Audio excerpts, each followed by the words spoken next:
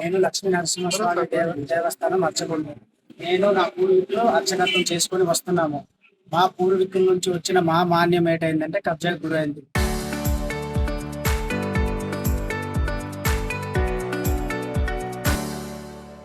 మేము చాలా రోజుల నుంచి మా 3 తరాల నుంచి మేము చెప్తూనే ఉన్నాము.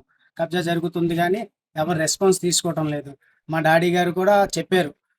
కంప్లైంట్ పెట్టారు. ఆర్‌టీఓ పరంగా, కలెక్టర్ పరంగా ఎళ్లారు. అన్నీ చేశారు. కానీ దాని పరంగా ఏ స్పందన రావటం లేదు. కానీ ఇక్కడ నాకు ఇప్పుడు నేను దేవుడి పరంగా ఉన్న ఆస్తిని నేను ఇప్పుడు చూడడానికొస్తే ఇప్పుడు కబ్జా జరిగింది అనుకుని నేను తెలుసుకోగలిగాను. చాలా మందొచ్చి వాళ్ళ పేరున ఉన్నదని చెప్తున్నారు. కానీ నేను ఇప్పుడు కూడా ఎమ్మెల్యే గారితోనెళ్లి కలిసాను. ఎమ్మెల్యే గారు కూడా మాకు సహకారం చెప్పారు. మీ పరంగా మీరు ఉండండి. మేము మాకు జరిగిన అంటే మాకు హెల్ప్ చేస్తారనుకుని కూడా చెప్పారు వాళ్ళు.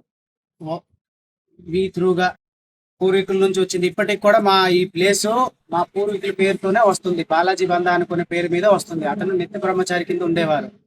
అతను మా ముత్తాత గారు అవుతారు వాళ్ళు.